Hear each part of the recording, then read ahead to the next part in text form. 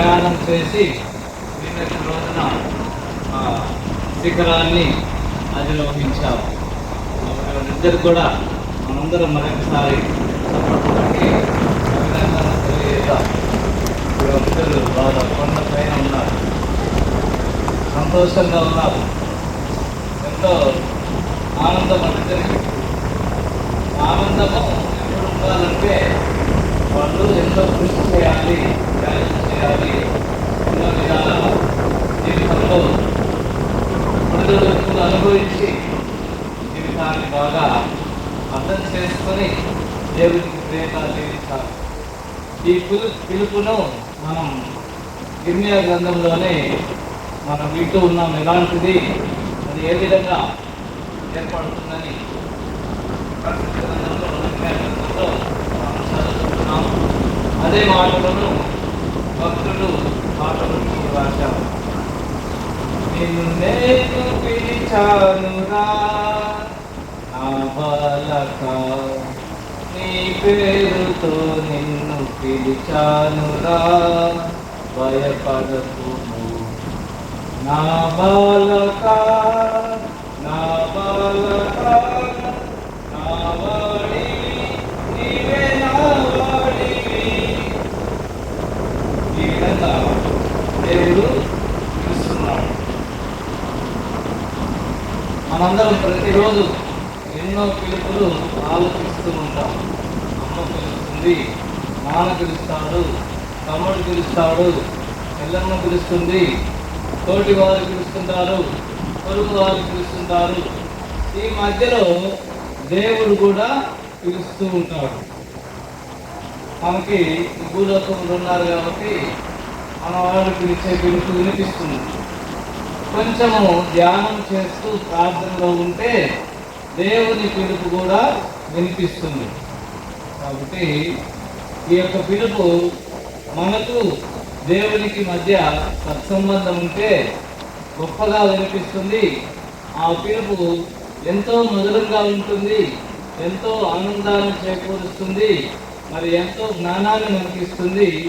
ఆ దేవుని పిలుపుగాను మనం ఆలోచిస్తే ఈ యొక్క పిలుపును మన సహోదరులు ఇద్దరు తమ యొక్క జీవిత ప్రారంభం నుంచే దేవుడే పిలిచాడని మనం భావించాలి. యిర్మీయా గ్రంథంలో నేను నిన్ను మాతృగర్భమున రూపొందింపక మునిపే నిన్నెన్నుకొంటిని, నిన్ను జాతులకు ప్రవక్తగా నియమించితిని అని దేవుడు చెప్తున్నారు.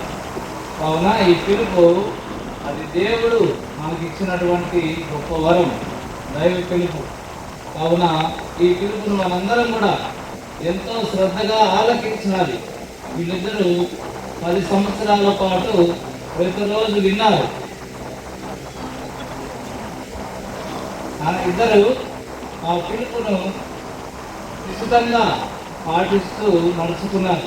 అందుకని కొండ శిఖరం ఎక్కారు. మధ్యలో ఎక్కడైనా వేరే స్వరం వింటే వేరే దారిలో పోయింది వాళ్ళు. ఈ రోజుల్లో మనందరికీ ఇంకా పిలుపు బాగా అర్థం కావాలంటే మనందరికీ ఇది ఉంది కదా, ఈ సెల్ ఫోన్. ఈ సెల్ ఫోన్ స్టార్టింగ్లో మన చేతిలోకి వచ్చినప్పుడు మరి అందరూ మన నెంబర్ వచ్చిందని అందరికీ తెలియాలి, ఒక్కొక్కరు నన్ను 10 సార్లు పిలవాలి అని ప్రతిరోజు కూడా ప్రతి క్షణం సెల్ ఫోన్ చూసుకుంటూ ఉంటాం. సెల్ ఫోన్ కొంతమంది ఎప్పుడు ఆన్లో ఉంచుకొని వచ్చిన ప్రతి కాల్, ప్రతి పిలుపు ఆన్సర్ చేసుకుంటూ మరి ఆనందిస్తూ ఉంటారు. మరి గతంలో స్టార్టింగ్లోనే ఈ సెల్ ఫోన్ ప్రారంభంలో మీరు కాల్ చేస్తున్న సబ్స్క్రైబర్ ప్రస్తుతం బిజీగా ఉన్నారని ఒక అమ్మాయి చెప్తా ఉండేది. అప్పట్లో అమ్మాయి స్వరం వినాలంటే ఎంతో ఉత్సాహం. నాతో ఈరోజు ఆ అమ్మాయి మాట్లాడేది ఫోన్లో అని ఆనందపడేవాడు. కానీ అందరికన్నా ప్రియమైన స్వరము దేవుని స్వరము. ఆ స్వరం ఆలోచిస్తే మన జీవితము ఎంతో నూతనంగా పవిత్రంగా రూపొందించబడుతుంది. ఈ లోకంలో వేరే వాళ్ళ పిలుపు వింటే అది వాళ్ళ స్వార్థం కోసం, వాళ్ళ ప్రయోజనం కోసం ఉంటుంది. కానీ అది మన అభివృద్ధి కోసం, మన యొక్క మంచికి ఆ పిలుపులు చాలా తక్కువగా ఉంటాయి.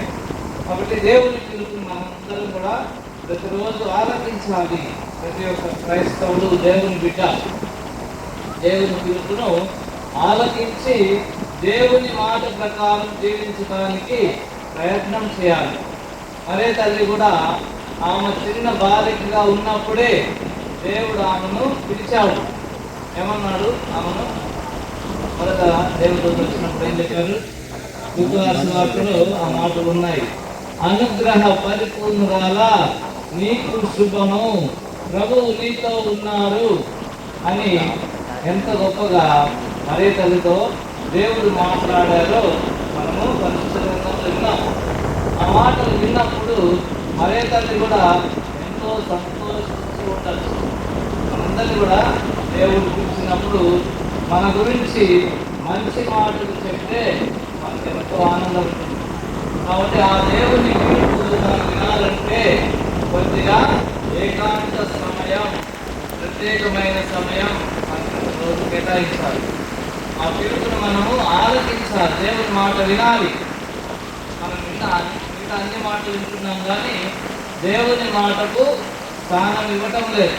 అలా ఎవరైతే దేవుని మాటకు స్థానం ఇస్తున్నారో, దేవుని పిలుపుని ఆలోచిస్తున్నారో వాళ్ళందరూ దేవుని యొక్క రూపాన్ని పొందుతున్నారు, దేవుని బిడ్డగా నడుస్తున్నారు.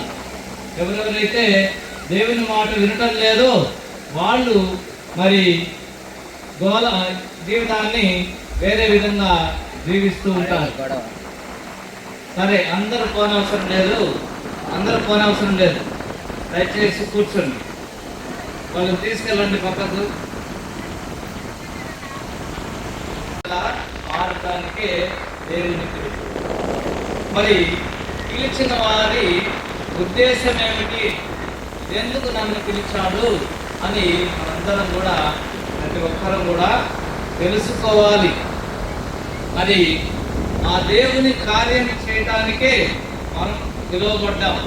ముఖ్యంగా త్యాగపూరితమైన జీవితం జీవిస్తూ సేవా జీవితం జీవించడానికే మనము ఈ లోకంలో దేవుని చేత పిలువబడుతున్నాం. ఈనాటి సువిశేషంలో విన్నాం, యేసు ప్రభు శిష్యులను పిలిచినప్పుడు వాళ్ళకున్న సమస్తాన్ని విడిచిపెట్టి యేసు ప్రభువుని వెంబడించాలని మనం ఆలోచిస్తున్నాం. కానీ ఈ ప్రస్తుత జీవితంలో, ఈ కాలంలో పిలువబడితే ఇంకా ఎక్కువగా వస్తువులన్నిటినీ కూర్చుకోవటానికి, సేకరించుకోవటానికి వస్తువులు ఎంత ఉంటే అంత గొప్పవారుగా అనుకుంటున్నారు. కానీ మనమందరం కూడా పిలువబడింది త్యాగపూరితమైన జీవితం జీవించడానికి. యేసుప్రభు చెప్పాడు, సమస్తాన్ని విడిచిపెట్టి నన్ను అనుసరించాలని యేసుప్రభు చెప్తున్నాడు. మన యొక్క పాపాన్ని, మన యొక్క అహాన్ని, మన యొక్క గొప్పతనాన్ని పక్కన పెట్టాలి. యేసుప్రభు మనం ఫిలిప్పీయులకు రాసిన లేఖలో 2వ అధ్యాయంలో చదువుకుంటే అప్పుడు వింటున్నాం, దేవునితో సమానత్వం కలిగి ఉండి ఆ సమానత్వాన్ని కూడా పక్కన పెట్టి ఖాళీ చేసుకొని మానవ రూపం తాల్చి మరి సేవక రూపంలోకి వచ్చి యేసు ప్రభు మనందరికీ దేవుని యొక్క అనుగ్రహాలను పంచి ఇచ్చారు. కాబట్టి మనందరము పిలువబడిన తర్వాత త్యాగానికి సిద్ధంగా ఉండాలి, సేవకు సిద్ధంగా ఉండాలి, తగ్గింపు జీవితం జీవించాలి. దేవుని బిడ్డగా, దేవుని ప్రత్యక్షపరిచే వ్యక్తిగా, గురువుగా మనము ప్రజల మధ్యలో ఉండాలి. కొంతమంది అనుకుంటారు గురు పట్టం పొందగానే పెద్ద మనిషి అనుకుంటారు. నాకు మించిన వాళ్ళు ఎవరు లేరు, నేనే గొప్ప, నాకు అందరూ స్తోత్రం పెట్టాలి, నన్ను అందరూ గౌరవించాలి, నేను చూడగానే అందరూ గడగడలాడాలి, నా దెబ్బకి ఇంకెవరు ఏమి మాట్లాడకూడదు అన్న విధంగా కొన్నిసార్లు కొంతమంది గురువులతోటి సైతాన్ని మాట్లాడుతుంటుంది. కాబట్టి అలాంటి జీవితానికి కాదు మనం పిలువబడింది. మనం పిలువబడింది తగ్గింపు జీవితానికి. యేసుడు చెప్తున్నాడు, తనను తాను తగ్గించుకున్నవాడు హెచ్చింపబడును, హెచ్చింపబడువాడు తగ్గించబడును.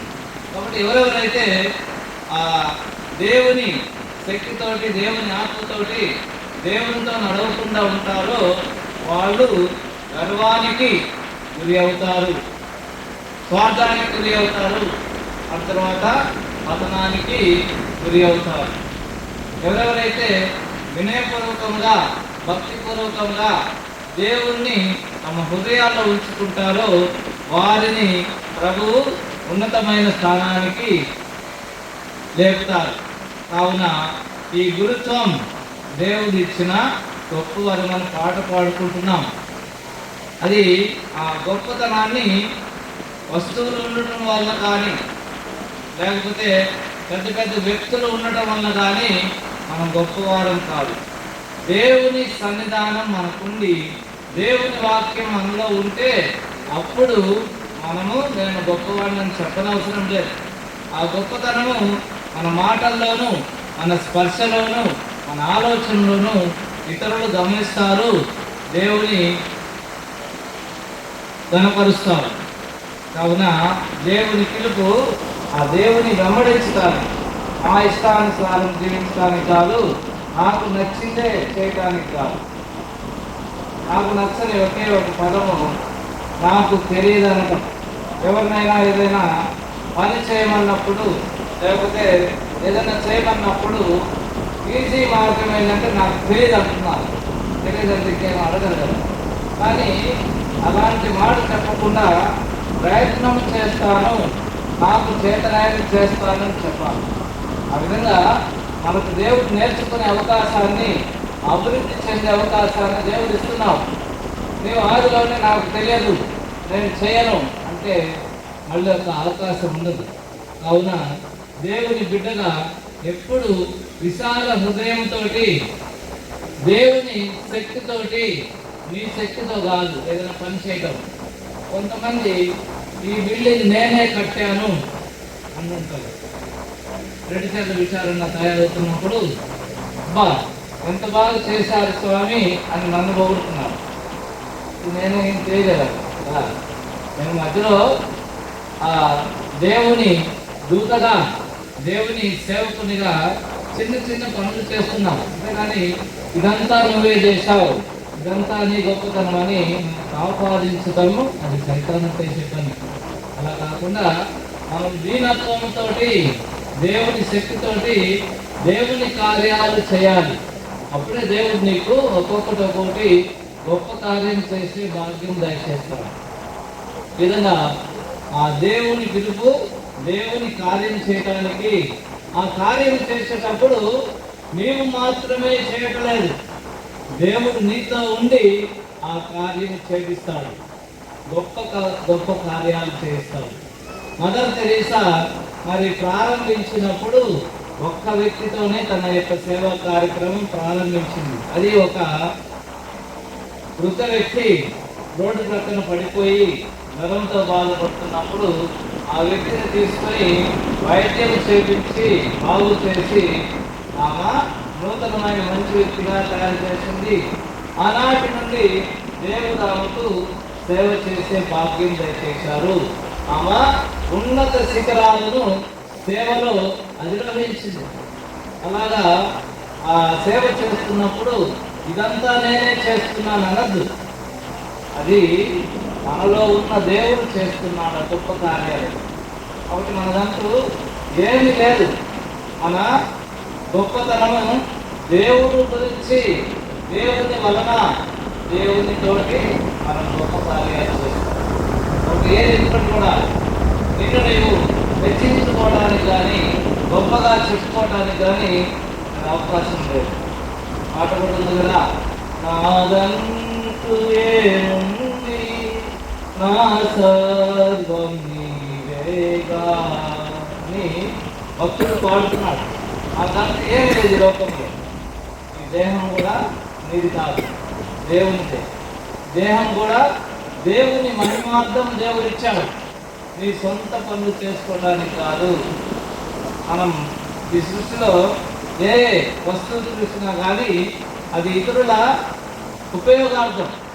అలాగనే ఈ దేహం కూడా ఇతరుల ప్రయోజనం కోసం, నీ గొప్పతనం కోసం కాదు. కొంతమంది ఈ దేహాల కోసం ఎన్నో పాటలు పడుతుంటారు, వేల రూపాయల దుస్తులు కొంటూ ఉంటారు, పౌడర్లు కొంటుంటారు. ఈ దేహాన్ని సొట్టబడకుండా, ఈ దేహంలో గాయాలు తగలకుండా, ఈ దేహము ఆరోగ్యంగా ఉండాలని మంచి తిండి తింటూ, మంచి బట్టలు కట్టుకుంటూ, నగలు వేసుకుంటూ, పౌడర్లు పూసుకుంటూ ఈ దేహం బాగా ఉండాలని ఈ ప్రయత్నాలన్నీ చేస్తే వృధా. డబ్బు వృధా, సమయం వృధా, ఇదంతా జీవితమే వృధా. కానీ ఈ దేహంతో నీవు దేవుని వాక్యాన్ని చదవాలి, ధ్యానం చేయాలి. అప్పుడు నీవు లోపల నుంచి దేవుని మహిమల వైభవాన్ని అందరికీ పంచగలుగుతావు. అప్పుడు నువ్వు పొడకపోయిపోయినా కానీ అందంగా ఉంటావు, చెప్పుపోయిపోయినా బాగానే ఉంటావు. ఇంకా మంచి బట్టలు లేకపోయినా కానీ, సాధారణమైన బట్టలు ఉన్నా కానీ నీ ముఖములో నుంచి ఆ తేజస్సు అందరిపైన పడుతుంది. ఎందుకంటే దేవుడు నీతో ఉన్నాడు, దేవుని వాక్యం నీతో ఉంది. నీవు ఉన్నతమైన వ్యక్తిగా నీ ఉన్న చోట దేవుడు ప్రకాశిస్తాడు. నీవు ఒక మాట పలికితే అవతల వ్యక్తికి ఆరోగ్యం చేకూరుతుంది. నీ యొక్క మంచి ఆలోచన చేస్తే అవతల వ్యక్తి జీవితం బాగుపడుతుంది. నీ యొక్క చేయి వేస్తే అవతల వ్యక్తి జీవితంలో ఆనందం నిండుకుంటుంది. అందుకని ఈ దేహం ఇతరుల పరమార్థం కోసం, ఉపయోగార్థం కోసం దేవుడు ఇచ్చాడు. ఈ చెట్లు, చేమలు ఇవన్నీ, ఆ చెట్టు మామిడి చెట్టు మామిడి పండు తింటుందా? చెప్పండి, తింటుందా? ఆపిల్ చెట్టు యాపిల్ పండు తింటుందా? అది వేరే వాళ్ళ కోసం. అలాగనే నీవు ఫలించాలి. ఆ ఫలం ఎక్కడి నుంచి వస్తుంది? దేవుని వాక్యం చదవటం ద్వారా. నీవు నా యందు ఉండటం వలన అధికముగా ఫలిస్తావని యోహాను సువార్తలో ప్రభు చెప్తున్నాడు. ప్రభు లేకపోతే మనం ఒక మంచి కార్యం కూడా చేయలేదు. కాబట్టి ఆ ప్రభువు మనతో ఉండి మన ద్వారా మంచి కార్యాలు చేయడం ద్వారా ఆ ఫలాలు మనం చూస్తాం. అందుకోసమే దేవుని పిలుపు, దేవునితోటి నడవాలి. దేవుడే మనతో గొప్ప కార్యాలు చేయిస్తారు. అదే ఈ గురుత్వ యొక్క గొప్పతనం. మన జీవితాన్ని దేవునికి ప్రేమగా చేసుకోవాలి. ఇప్పుడు ఎవరైనా గుడికి నడుస్తూ ఉంటే మీరు చాలా మంది అంటారు, అబ్బా పునీతురాలు, అబ్బా భక్తురాలు, ఏమికి మించిన వాళ్ళు ఇంకొకరు లేరు. ఒకవేళ ఒక మగవాళ్ళు గుడికి నడుస్తుంటే పునీతుడు అంటారు. ప్రార్థన చేయలేరు, మంచిగా బతకలేరు, వాళ్ళు బతకరు. ఎండకాయలన్నీ గంపలో వేస్తే అక్కడే ఉంటాయి అంటే, ఎందుకంటే ఇది బయటకు బాగాలేకుండా వేరేది పట్టుకుంటుంది. అలాగా మనం మన తోటి వారిని ప్రార్థన చేయలేము, మంచి కార్యాలు చేయలేము. ఏదైనా చేస్తే పిచ్చోడు నువ్వు ఎవరు చేస్తున్నారు మంచి కార్యాలు, ఇలాంటి ఏమైనా చేస్తే నీ డబ్బంతా నాశనం అవుతుంది అని చెప్పి మనల్ని ప్రార్థన చేయనీరు, పుణ్యకార్యాలు చేయనీరు, మంచిగా ఆలోచన చేయరు. ఎప్పుడు కూడా స్వార్థము, నీవు బాగుంటే చాలు, మీకు అత్తన్న పోని అని చెప్పేసి అలాంటి సమాజంలో మనం ఉన్నాం. అలాంటి సమాజంలో ఉన్న మనల్ని దేవుడు పిలుస్తున్నాడు. గురువుగా, కథోలిక క్రైస్తవునిగా పిలుస్తున్నప్పుడు ఆ దేవుని మార్గంలో నడవాలి. మనలో చాలా మంది దేవుని మార్గానికన్నా సైతాను మార్గంలో ఆనందం ఎక్కువ ఉంటుంది. సైతాను మార్గంలో నడుస్తూ ఉంటే అందరూ మెచ్చుకుంటాను, ఇద్దరా జీవితం ఈ విధంగా ఉండాలంటారు. దేవుని మార్గంలో నడుస్తూ ఉంటే పిచ్చోడు అంటారు, నీకేమన్నా బుర్ర లేదా, నేను పిచ్చోడువా అని మనల్ని హేళన చేయటం సైతాను చేసే పని. కాబట్టి గురువుగా జీవించడం అంటే ఒక ఏటికి ఎదురెడతాం. మీరందరూ ఒక మార్గం అయితే మాది ఇంకో మార్గం. కాబట్టి మార్గంలో జీవించడం ప్రతిరోజు కూడా ఒక సవాలు. మరి ప్రారంభం నుంచి, తల్లి గర్భం నుంచి ఆ దేవుడు మనల్ని పిలుస్తున్నాడు. పిలిచిన వాడు బలపరుస్తున్నాడు, బలపరిచి మనల్ని సమర్థులను చేస్తున్నాడు దేవుడు. అందుకని ఈ పిలుపు ఈ రోజుతోటి గురువు అయిపోగానే మొత్తం అయిపోయింది, నా ఇష్టం అనుకోదు. ఈ రోజుతోటి అంతం కాలేదు. గురుత్వ జీవితము ఇంకా ప్రారంభమయ్యింది. దేవునితోటి నడవటం, దేవుని శక్తితోటి మనం నడిపించబడటం, ఆ దేవుని శక్తితోటి మనము ఇతరులు నడిపించాలి. ఒక 10 మంది తప్పు చెప్తే అది రైట్ అయిద్దా? కొంతమంది 10 మంది తప్పు చెప్తే ఇదే రైట్ అనుకోకూడదు. 10 మంది ఒక తప్పును నిజం చేయాలని ప్రయత్నం చేస్తుంటే విచారణ గురువు కూడా వీళ్ళందరూ చెప్పింది మంచిది అనుకోకూడదు. దేవుని సన్నిధిలో ప్రార్థించి దేవుని ప్రేరణతోటి సరైన మార్గాన్ని సూచించాలి. అది గురువుగా మనం చేయవలసినటువంటి ముఖ్యమైన పని. ఈ లోకం ఆలోచన విధంగా కాకుండా దేవుని ఆలోచనలో మనము జీవించాలి, దేవుని మార్గంలో నడవాలి. దేవుని చిత్తాన్ని నెరవేర్చడానికే ఈ యొక్క గురుత్వము దైవకులు. కావున ఈరోజు మన ఇద్దరి మధ్యలో ఈ ఇద్దరు నూతన గురువులు నిన్నటి రోజున ప్రమాణం చేసి ఉన్నారు. ఇష్టపూర్తిగా వచ్చి ఉన్నాను అని, సేవ చేయడానికి వచ్చి ఉన్నాను అని మనందరి ముందు తండ్రి గారి చేతుల్లో చేపెట్టి మాట ఇచ్చారు. ఆ మాటను జీవితాంతం పాటించాలి. ప్రతిరోజు పండగ చేసుకోవాలి దేవునితో. ఆ దేవుని చేతిలో చేపెట్టి ఈ మాట చెప్తున్నాం. ఆ దేవుని చిత్తం నెరవేర్చడానికే నేను నీ దగ్గరకు వచ్చాను, మోకరించాను, ఈ మాట చెప్పాను అని వారు ఘనంగా జీవించాలి. వాళ్ళ యొక్క వెలుగులో మనందరం దేవుని చూడాలి. వాళ్ళ యొక్క ప్రేమ అనేక మందిని దేవుని వైపు ఆకర్షించాలి. వాళ్ళ యొక్క పరిశుద్ధ గ్రంథ జ్ఞానం, దేవుని వాక్యంలో వాళ్ళలో ఉన్నటువంటి ఆ సంపద మనల్ని ఆకలి తీర్చే విధంగా నడిపించాలి. కొంతమంది అన్నీ ఉన్నా కానీ నాకేం చేయలేను అని మురుగుతా ముక్కుతా ఉంటారు. కొంతమంది చేయగలిగిన సామర్థ్యం ఉండి దేవుడు నీతో ఉన్నాడు. మనల్ని పిలిచినోడు బలహీనుడు కాదు, మనల్ని పిలిచినోడు జ్ఞానం లేనివాడు కాదు, మనల్ని పిలిచినవాడు ఊరికనే పిలవలేదు.